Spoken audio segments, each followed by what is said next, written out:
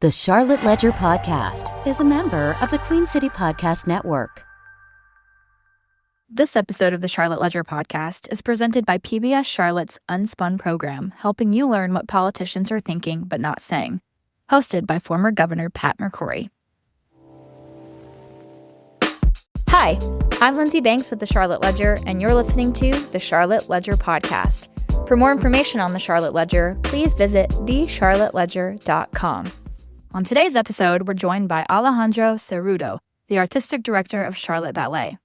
Born in Madrid, Cerrudo has danced with companies across Europe and the U.S., including Stuttgart Ballet, Netherlands Dance Theater, and Hubbard Street Dance Chicago, where he later became the company's first resident choreographer. His work has been performed by more than 20 companies worldwide, earning major honors and commissions along the way. Now, leading Charlotte Ballet, Cerrudo is shaping the company's future while also bringing his own acclaimed work, including 1,000 Pieces this May, to local audiences. Let's get to it. Alejandro, thanks so much for joining us today. Thank you for having me. I'm really excited to talk to you. I know we have a lot to get into, but before we start talking about Charlotte specifically, I did want to ask you first about your background. And I know you grew up in Spain, and you've had a very extensive career. You've accomplished a lot. And so I was just wondering if you can get into that a little bit. Tell us about what you've done and how that led you to the Charlotte Ballet. Absolutely. Yes. So I'm originally from Spain. I was born in Madrid, and that's where I trained. I trained classically. I started as a classical ballet dancer purely. And then I got my first job there in Madrid at a sort of neoclassical ballet company called Victor Yate. But I moved out of Spain very quickly. At the age of 19, I moved to Germany, to the Stuttgart Ballet, which is a much bigger company. It was a classical company that also did a lot of contemporary rep. I stayed there for 3 years. And then I moved to the Netherlands. And I moved to the Netherlands. I really changed the sort of the direction of my career, because I was very, very, very focused on only classical. But there was this choreographer. His name is Yuri Kilian. He's a Czech choreographer that did most of his career in the Netherlands. And I got a job thinking that I never would get a job there in that company. I didn't think I would get a job because it was a much more contemporary dance company, and I was a classically trained dancer. So that's sort of where my career shifted unexpectedly, and I had a great time. I was dancing there for 3 years. It was a junior company, so we were younger dancers. I danced there until I was 25. And then I got an opportunity to work here in the United States. And I always admired the culture. I wanted to know what it was like to live here in the United States. And I loved the idea of living in Chicago. Plus, this company that offered me a job was really at the top of my list. So I flew to Chicago to audition. The company is called Hubbard Street Dance Chicago.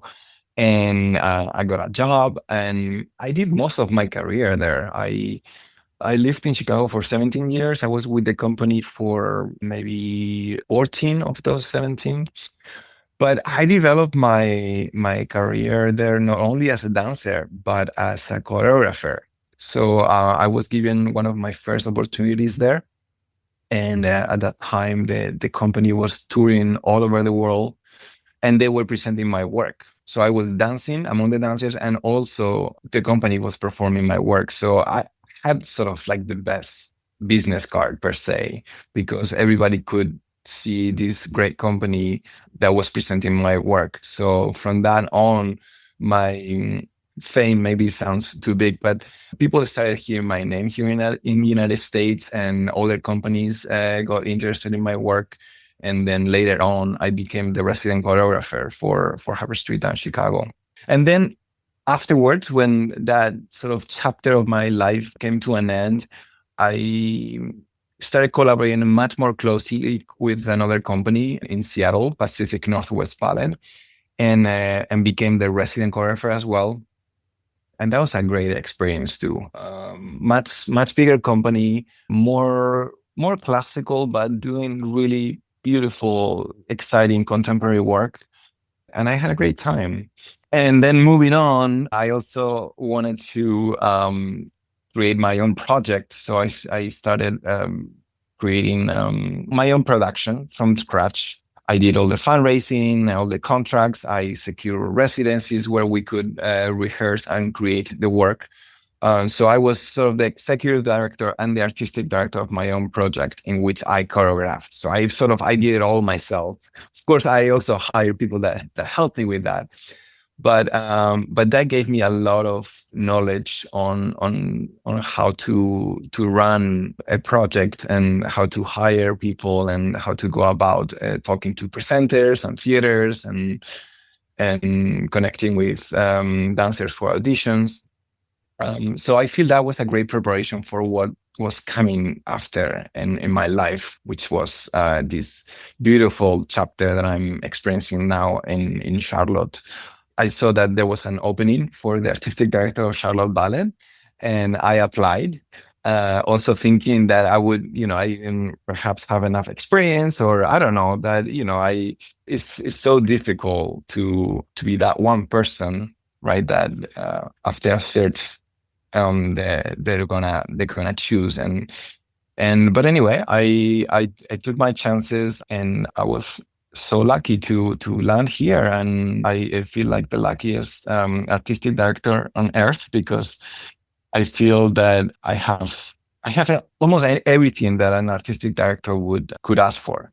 At Charlotte Ballet, we have we have an academy that really trains the dancers for to be professionals anywhere in the world, not only here at Charlotte Ballet, but we have a very classical, strong foundation, but also we have these other styles that support that. And we have a second company, so a junior company that of 8 dancers that are fantastic and do a lot of performances at schools and cultivate that audience of the future, bringing the art form close to younger audiences. And then we have the main company, which there are 20 dancers, and I love them to death. They're incredible artists, and with such a range of styles that are, what they're capable of, that I feel very, very privileged to be in this position. And of course, we have also a facility that it's beautiful, and I just really love it here. That's awesome. So it's coming up on 4 years, right? Since you moved to Charlotte and became artistic director? 4 short years. Yeah, that's actually about the time that I've been in Charlotte as well. So I'll say I don't know much about Charlotte Ballet before I got here. And transparently, I actually have not made it out to a Charlotte Ballet show yet. It's been on my Charlotte bucket list, so I feel like I need to make that happen this year. But I was just wondering, for our listeners that maybe don't know what exactly being an artistic director entails, can you kind of give us a little background on what you do? I mean, I think it's a mix of choreographing and maybe selecting ballets that are choreographed by others and staging them, or is it a mix of all of that? Can you just kind of give us some more info about what you do in your role? Yes. Well, in my role, my priority number one is to try to inspire people. I try to inspire not only our audiences, of course, but to inspire our artists as well. And how do I do that? So yes, I do select the repertoire. I select all the programs that we present at the Belk Theater or at the Night Theater or here at home, which we have our smaller, very intimate space, the Center for Dance. And I program for the beloved Nutcracker every year with a symphony to more experimental works. But so a lot of it is programming, and there are two differences. So when I curate a program, I'm not necessarily the choreographer. So when I curate a program, I choose either if it's a full evening. For instance, last year we did Carmen, and that's just one. But we did a new Carmen, so I selected the choreographer. She was Andrea Shermolly. And then I do speak with especially with those bigger productions. I speak a lot with with the choreographer to try to understand what their ideas are, and how I can support them best. And then in programs in which we have more than one work, then I try to curate the evening so it has I think balancing says something like this along the lines like eating a meal, right? So with first the appetizer, then the entree, and then the dessert, right? So it has to flow, and it has to be organic. What we do here at Charlotte Ballet is art, but to me, art can also entertain, and that's very important to me. That to present works that are not only sophisticated but also that are accessible, and they can be really just plain fun. So, and then I also try to give voice to emerging artists as well as icons of in the dance world. I try to sort of, I don't like to the term check all those boxes, but try to to have a diverse group of voices when it comes to the creatives that we present on stage. So that's basically when I'm wearing the curator director hat. Then being a choreographer is very, very different. So I am also a choreographer, but not all directors, or not all artistic directors are choreographers. I happen to be one, but yeah, it's very different. To choreograph, I try to stay relevant to the world that we live in today. I like to present beauty in different forms, and not always in obvious forms. I try to inspire the dancers, the artists that I am working with, and I love collaborating with them. I love to try to surprise the audience. I love when an audience member leans forward and really dives deep into the work, and they're not thinking about what they did yesterday, or what they're gonna do tomorrow, or I forgot to let out the dog, or whatever it is. I just want them to be in awe of what they're experiencing, and kind of forget for a moment about their real life per se. Yeah. I mean, that kind of leads into the next question too, when, talking about how not every artistic director is a choreographer, but you are. And your full-length ballet called 1000 Pieces is coming to Charlotte in May. And is this the first time that something you've choreographed has been performed in Charlotte? It's not the first time, but it's the first time that we present a full-length work of mine that is the whole evening. It's only one work, and it's about 1 hour and 15 minutes in total of just dancing, and with one intermission. Gotcha. Okay. And without giving too much away, can you kind of talk about that piece and what inspired the work originally, and why does it feel especially meaningful to bring it to the stage now? Yes, thank you for that question. I think 1000 Pieces was originally created in Chicago, and it is inspired on Marc Chagall America Windows. America Windows is a set of stained glass windows on display at the Art Institute of Chicago, and they celebrate America. They celebrate America and the different cultures and the different religions and music and dance and theater. And I think now we are approaching the 250th birthday or anniversary of America. So I think it's very, very fitting that we're presenting this work that, I don't know, it's very dear to my heart. I'm also an immigrant. I was naturalized a few years ago. And Marc Chagall gave those windows as a gift to the city of Chicago for how well they treated him, and how they embraced him as an immigrant.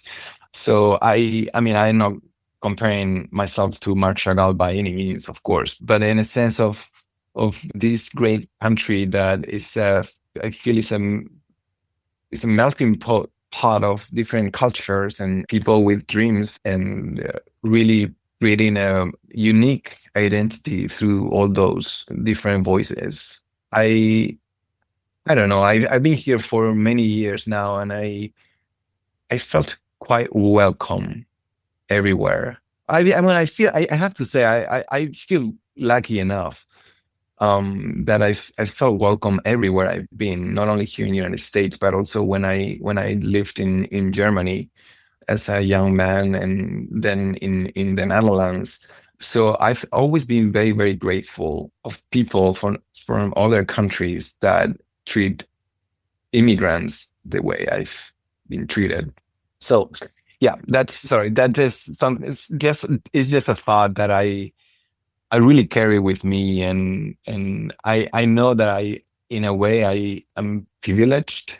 I don't know that everybody feels the same way that I feel, but I, perhaps because of the art form that I've that I've chosen, and my success with it, perhaps that has helped. But I have nothing but gratitude for living my life here. Now I'm building a family here in Charlotte, and I love how people have really embraced me and my family here in Charlotte.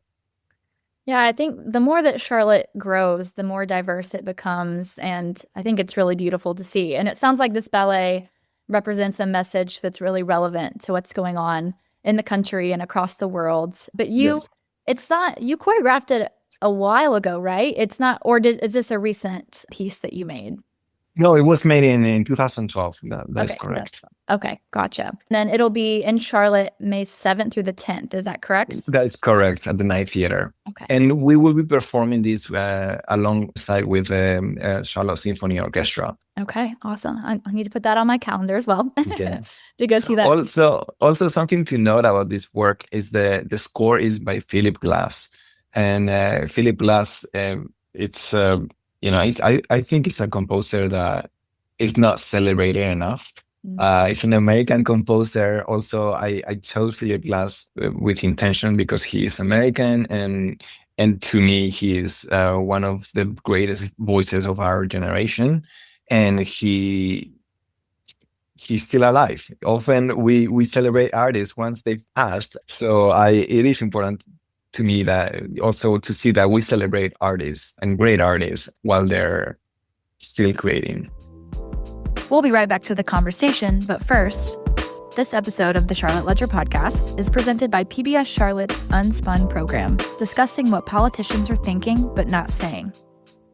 So I know you've worked with companies across the country, across the world really, and I'm just curious how now that you've been at the Charlotte Ballet for almost 4 years, how you see Charlotte's ballet scene fitting on that national stage and how it compares and maybe where there might be some room for growth. I feel like Charlotte is a city that's still defining itself. And I think that can be a strength. I think here, this city has ambition and openness, and I think the most important thing, it has a real appetite for culture and the arts. I see as a company and as an art organization that we can contribute to the identity of the city as it continues to grow. So I feel privileged to be part of that journey with this city. We're at the end of the summer, we are going to be performing at American Dance Festival. And we're going to go to Canada to also another dance festival in Saint-Suveur outside of Montreal. And we're also going to be going to the Joyce Theater in New York.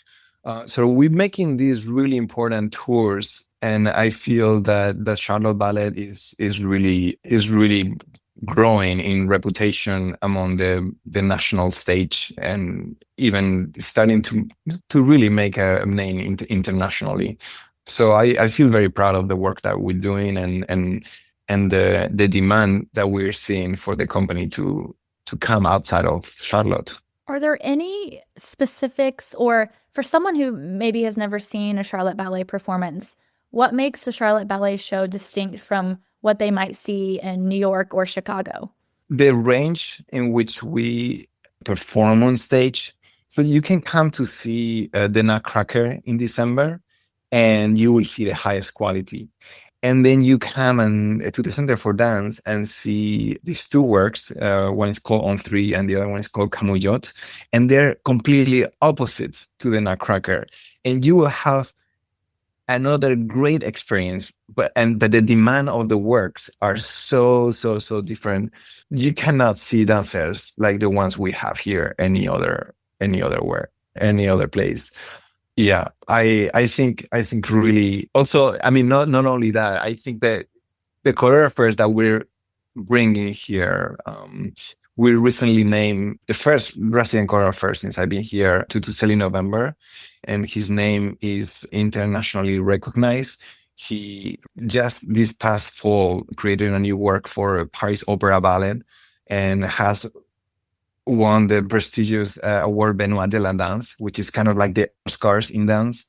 So we have Matutu. He's created three works for us, and he's gonna his contract as a resident choreographer is for at least 3 years. So that's something that is very unique to us and very powerful. Yeah. So what to expect? It's just great dance at the highest level, amazing artists, and I don't think dance is very much a sort of something that something that people put in their calendar normally as a nice night out. Maybe it's just dinner, or maybe are the movies, or maybe a bar. But really, I invite everyone to consider a night out at the ballet, because it'll be a very unique and very inspiring. I think it's something that is really can enrich your life. The life arts, performing arts, I think, it just can feed your soul in ways that you cannot anticipate until you actually experience it. So just for that, coming to a show as Charlotte Ballet is really special, in my opinion. And I did have one question that is a little bit timely, because it's kind of become a big topic of conversation in pop culture over the past couple of weeks. I'm not sure if you saw that actor Timothée Chalamet, who was recently nominated for Best Actor for Marty Supreme at the Oscars. He did not win, but he was nominated. A couple of weeks leading up to the Oscars, he was doing press, and he made some sort of comment about how art forms like ballet and opera are dying, and people don't really go see them or care about them anymore. And I was just kind of wondering what your thoughts are on that. Personally, I don't agree with it, but I could see how maybe the accessibility of ballet and opera performances, especially in the US, is a little limited. Just thinking about companies that are on the scale of, Charlotte Ballet, or companies in New York and Chicago, they're in those big metro areas, and, not everyone has access to those. And so I could see maybe that, I don't know exactly what angle he was coming at with that take, but I could see maybe that could be a part of it. And so I was just wondering what your response would be if someone said that to you, that no one cares about ballet anymore. Well, I think as an artist, I think Chalamet, I think he should measure his words, but I also think that in this case, it might hurt because there is a little bit of truth to it, and that doesn't mean I agree with what he said.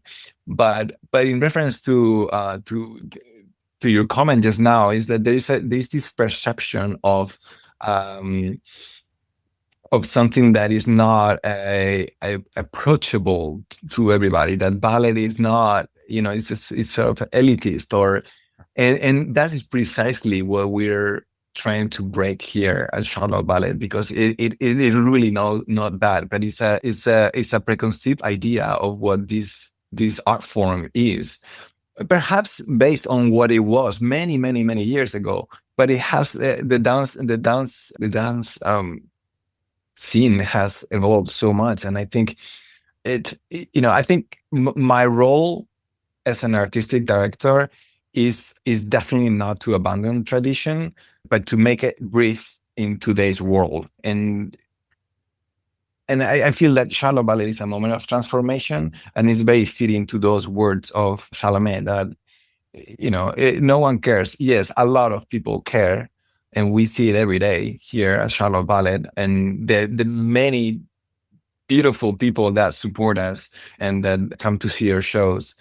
But I think the message that we need to send to everyone is that everyone is welcome here, and we want everyone to experience this beautiful art form, because it really, especially now in the age of electronics and social media and all the screens that seem to connect us with so many millions of people, but at the same time disconnect us with the people that we have right next to us. Right. I think the art forms like dance and music and opera and theater and comedy, this is our only opportunity to really not dive completely into this just screens everywhere and just move forward with that. We desperately need the performing arts to enrich our lives and to keep our sanity, I would say.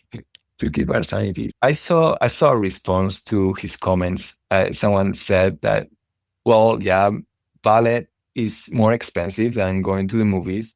That's because it's a high art, and every time you see the performance, there's a lot of people that are right there for you to experience that.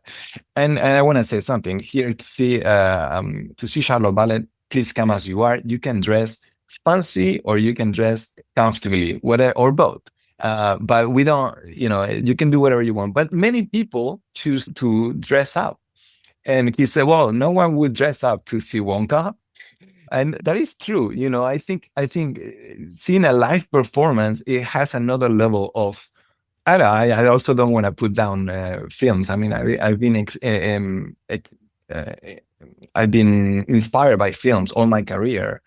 But yeah, the live arts are at a different tier with cinema. It's not comparable. And I think while we want to support film and going to the movie theaters, that doesn't take away from experiencing dance and theater and opera and the symphony. Yeah, I mean, ballet is such an immersive art form, which is one of the many ways I think it differs from cinema. And I mean, I agree with what you were saying too. And I think there is this misconception that art, I think in general, is sophisticated. And I mean, it is, but I think sometimes people think it requires a certain level of intellect, or, they have to have some sort of background knowledge to fully understand a piece. And that's something that I've learned myself over the past few years, trying to understand and experience more art, is that there's no right way to interpret it, and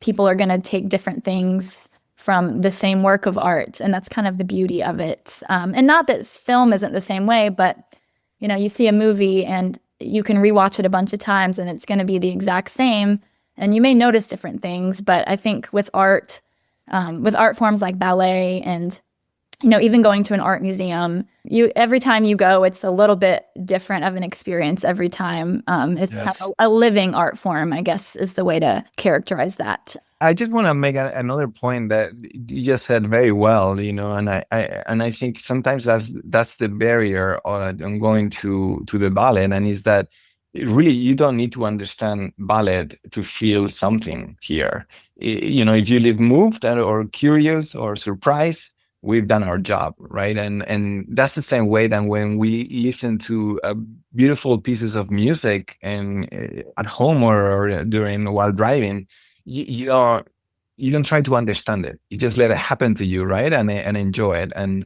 that's the only expectations that you should bring to the ballet. Just come and sit back and let it come through you. Exactly. All right. Well, that seems like a good place to end it. Alejandro, thank you so much for joining us on the Charlotte Ledger podcast today. Thank you so much for having me. That's a wrap. Thanks for listening. For more information on the Charlotte Ledger, visit thecharlotteledger.com. This episode was produced by Lindsay Banks. This episode of the Charlotte Ledger podcast was presented by PBS Charlotte's Unspun program that tells you what politicians are often thinking but not saying. QueenCityPodcastNetwork.com.